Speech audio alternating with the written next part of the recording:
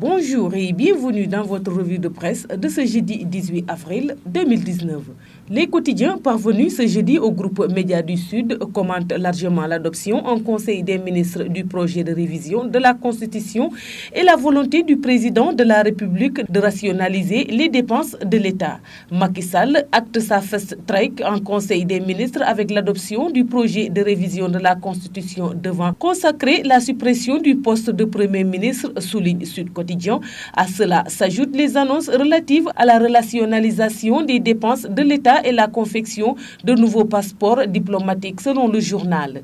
Le Soleil explique l'esprit de la lettre de cette réforme et écrit un réaménagement majeur du fonctionnement de l'exécutif et ses rapports avec le législatif. Le député nommé ministre puis limogé revient à l'Assemblée nationale.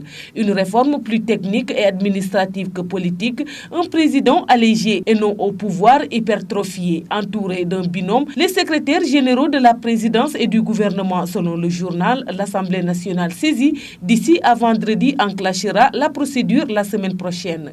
Si ce projet de révision de la Constitution passe en procédure d'urgence à l'Assemblée nationale, le poste de Premier ministre serait supprimé au début du mois de mai, croit savoir Source A. La loi constitutionnelle supprimant le poste de Premier ministre a été adoptée en Conseil des ministres, souligne de son côté Vox Populi, qui ajoute que Macky Sall s'attaque au train de vie de l'État. Location, eau, électricité, téléphone, carburant, véhicule, dans la ligne de mire du président vers un recensement général du patrimoine bâti et non bâti et une évaluation du portefeuille de l'État. Macky Sall instruit le ministre des Affaires étrangères de mettre en place de nouveaux passeports diplomatiques, détaille Vox Populi. Pour Libération, Macky Sall a été sans état d'âme au sujet de la suppression du poste de Premier ministre, la rationalisation des dépenses de l'État et l'octroi des passeports diplomatiques.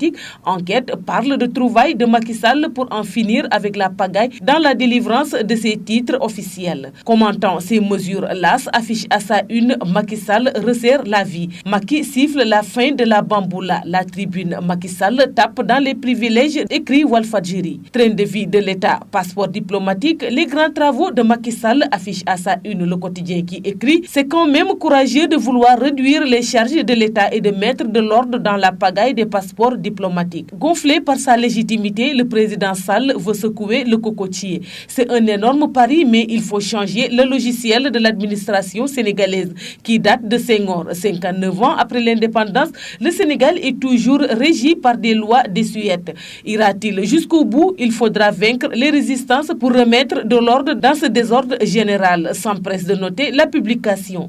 À la une du Témoin, cette interrogation face track, suppression du poste de Premier ministre, rencontre avec des composants de la majorité. Qu'est-ce qui fait courir Macky Sall? Différents experts répondent à cette question. Pour le journaliste et analyste politique Ibrahim Bahoum, Macky Sall prépare un coup fourré. Le politologue Moussa Diaw estime que si personne ne s'oppose à Macky Sall, il pourrait se présenter en 2024.